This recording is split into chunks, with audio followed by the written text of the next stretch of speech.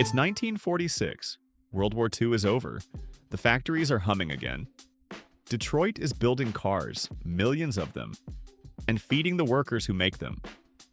The city is loud, steel gray, immigrant-packed, and hungry. And in that heat and noise, something else was being built. Food. Not just any food, inventions. Dishes shaped by the tools at hand, the cultures crammed together, and the relentless Detroit instinct to make something better than what came before. 10 foods. One city. All born from the factory floor. Welcome to Dish Decoded. Let's decode this.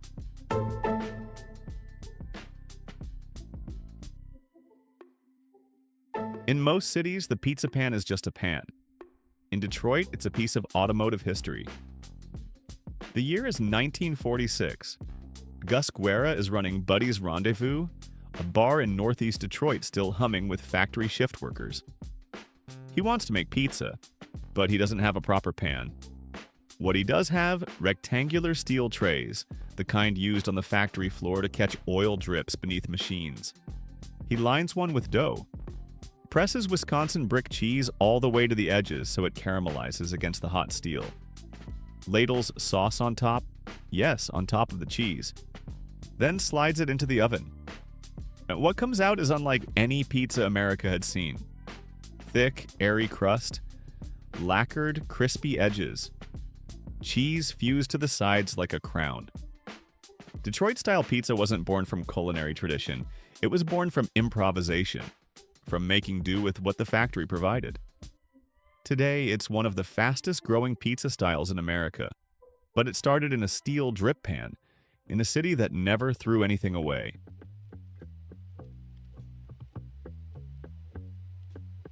Every great factory city needs a fuel station. For Detroit, that station serves Coney dogs. Around 1917, Greek immigrants passing through New York on their way to Michigan began opening small diners near the auto plants. They served hot dogs topped with beanless beef chili, yellow mustard, and diced white onions on a steamed bun. They called the restaurants Coney Islands, a nod to New York. But what they built inside was entirely their own. The Coney dog became the fuel of the assembly line. Fast, filling, affordable. Workers on break could get one, eat it standing up, and get back before the foreman noticed. Then there's the rivalry. American Coney Island and Lafayette Coney Island sit literally side by side in downtown Detroit. American opened in 1917. Lafayette followed. For over a century, Detroiters have been choosing sides and defending that choice with the loyalty usually reserved for sports teams. It's more than a hot dog. It's a loyalty test, a city's identity wrapped in a steamed bun.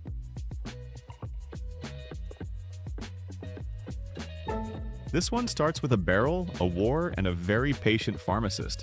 It's 1862. James Vernor is a drugstore clerk in Detroit, experimenting with a tonic, ginger, vanilla, spices, when the Civil War calls. He stores the mixture in an oak barrel, locks up the shop, and ships off. 4 years later, he comes home, opens the barrel, tastes it.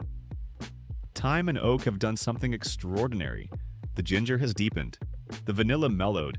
It tastes like nothing else in America. He starts selling it from his pharmacy, then from a boat on the Detroit River, then from a dedicated plant. By most accounts, Vernors is the oldest surviving soda in America. A drink born from war, aged by accident. Very Detroit.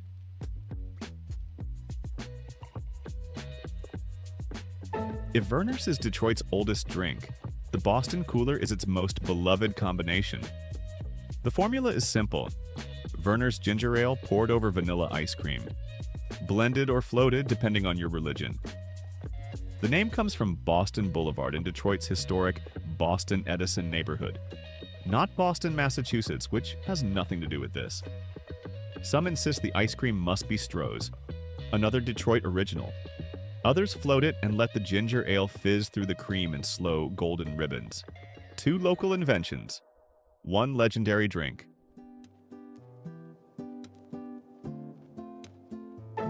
A factory worker deserves a good steak. At least that was the philosophy of Mario Lelli, who ran Lelli's restaurant in the 1940s.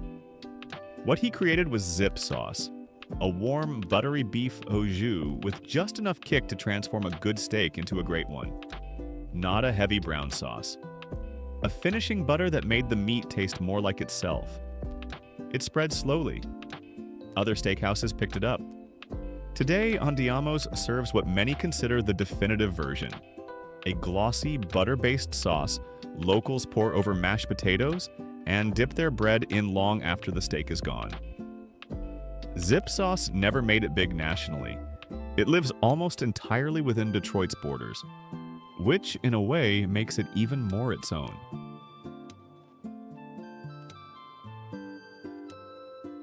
At its peak, Detroit had more than 20 potato chip companies. A city so industrial, so packed with workers who needed something salty and fast, that it supported 24 local chip operations at once. One of them was Better Made. Founded in 1930 by two Sicilian immigrants, Cross Mocheri and Peter Cipriano, built on Michigan-grown potatoes and the stubborn local pride that kept them alive while every competitor folded. They even acquired their biggest rival, New Era, in 1970. The very company Mocheri had left to start something better. Today, Better Made is the last surviving chip company from that era. Still in Detroit. Still using Michigan potatoes. 20 chip companies and one is standing. That's a Detroit story.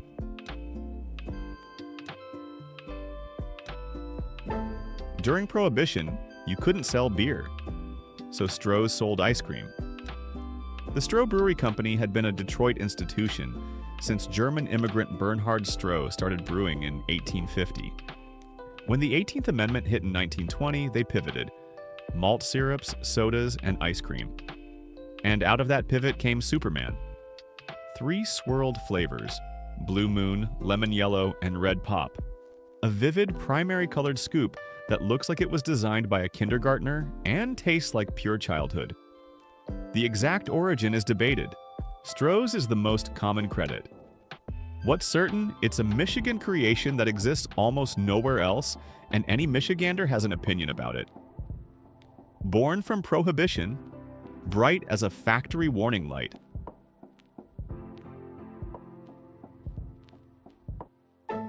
Detroit has always been a city of collisions. Industries collide, neighborhoods collide, cultures collide. In 1978, Kim White, and a Vietnamese immigrant, saw an opportunity in Detroit's deep love of corned beef. The city was home to 3 major corned beef producers, some since the 1800s. White took that deli staple and wrapped it in something from her own tradition: a crispy, deep-fried egg roll, Jewish flavor profile, Vietnamese technique, Detroit ingenuity. The restaurant she founded, Asian Corned Beef, now has 6 locations across the city. This is what Detroit does. It takes 2 things that have no business being together and builds something that couldn't have come from anywhere else.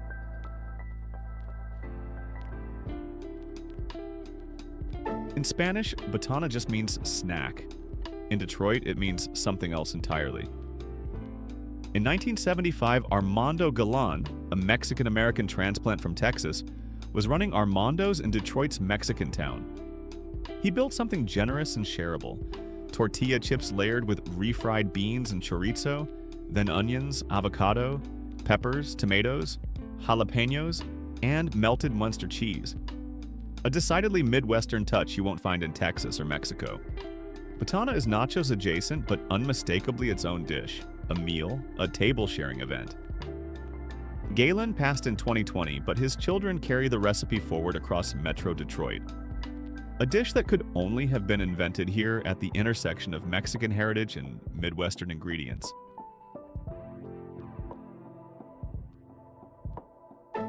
And finally, yak dessert. Fred Sanders fled Chicago after the Great Fire destroyed his first shop and opened a candy store in Detroit in 1875. He built a beloved brand, and somewhere around 1912, one of his bakers ran low on buttercream frosting. Instead of spreading it smooth over the devil's food cake, the baker piped it in thick ridges to conserve what was left, then coated everything in chocolate ganache. Customers asked for it by description, the cake with the bumps. Sanders made it official. The bumpy cake. Michiganders bring it to holidays, birthdays, and funerals. They ship it to homesick Detroit expats. Born from a shortage. Named by its customers. Loved by a city. That's the Detroit way. Detroit has always built things. Cars, music, neighborhoods, and food. Not food from fine dining kitchens. Food from factory floors, immigrant storefronts,